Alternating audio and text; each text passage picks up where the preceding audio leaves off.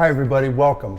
Today we're going to talk about the 3 do's and don'ts of dormancy, plant dormancy, right Steph? That's right. And we're going to go over what you can do and what you shouldn't do so your plants can make it through the wintertime and kick out new growth in the spring.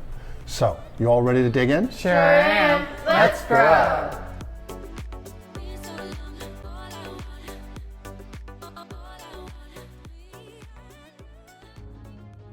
All right, we're going to start with what you shouldn't do during this time of year. Right. And the first is don't overwater. Yes, very important. You want to make sure you give your plant enough water during the winter time, and you also want to make sure you don't overwater or leave too much water in the plant, because that can lead to root rot.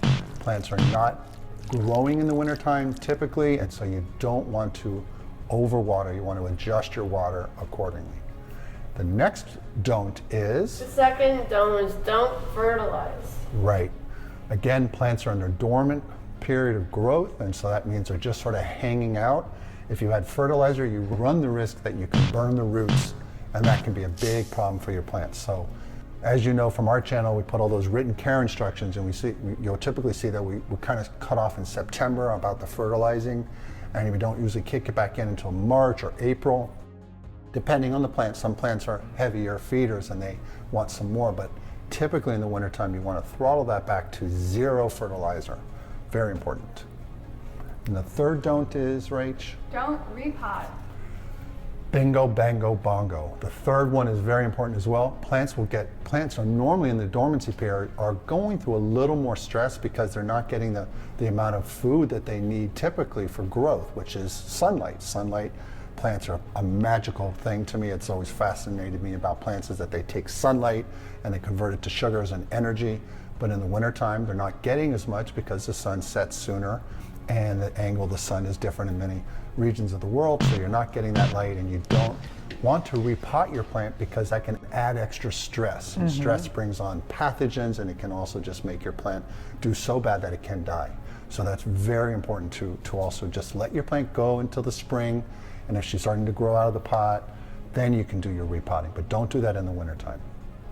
And now that we covered all those, we're going to go into the do's, right, Amy? That's right. She's going to talk about the first one. What's the first do? Make sure you do change your watering schedule for the time of year. So if you used to water once a week, you only do it every 2 weeks, maybe 3 weeks, depending on the plants. Right, and you can use a finger or skewer method to poke into the soil and then pull it out, and if it's wet or damp, when you go down a few inches into the pot, you can hold off on the watering. So you do want to adjust your watering so it's a little bit less than you normally do. And again, we do that on our channel, on our written care instructions for each of the plants, that you want to throttle back that watering, and always test with this because you don't know how your plant is typically going to respond in your home. You may need to water yours a little bit more than someone else living somewhere in a different region, and your soil mix may be just a little bit different, or the size of your plant. So watering is very important to make sure you adjust, that you don't cause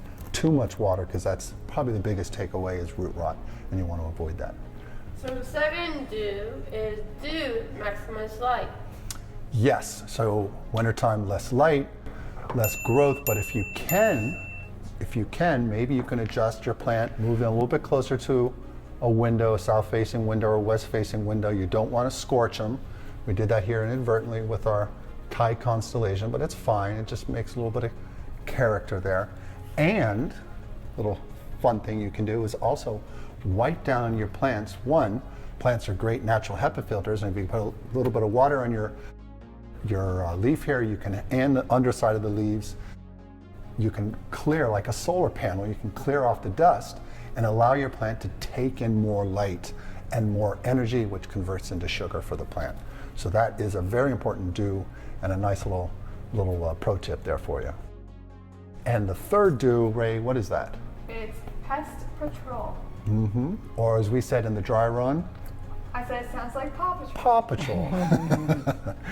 So yes, you want to be vigilant on watching your plants the wintertime, where I have always seen the spider mites seem to come out. We'd like to know what you guys have experienced with pests in the wintertime or issues. By the way, if you can, just leave a comment down below and success stories you've had or issues you've had, so we can share that with the community. We greatly appreciate it. We want to share that with as many people as possible. That's right. And what I have noticed back to the pests is that spider mites tend to show up in the wintertime if you're bringing in a plant, or sometimes they can just come in when the door's open, and they're very small insects, and once they get a hold, they can cause havoc. Other pests are mealybugs. Those are the two I tend to see the most in a home. You can get aphids and scale, but it's mostly those two.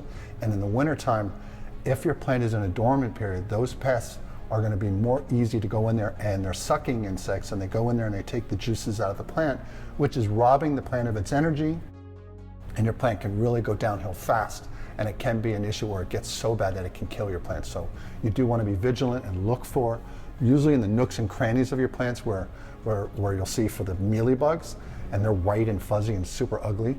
And the spider mites are so small, you really won't see them. You can, they're really tiny dots, but they'll form these little webs, and they'll go between the leaves, and they're very, very tiny, but they can proliferate like crazy. And you can use insecticidal soap or neem oil and stuff like that to help control that. But always just be vigilant and make sure you look at them once or twice a week.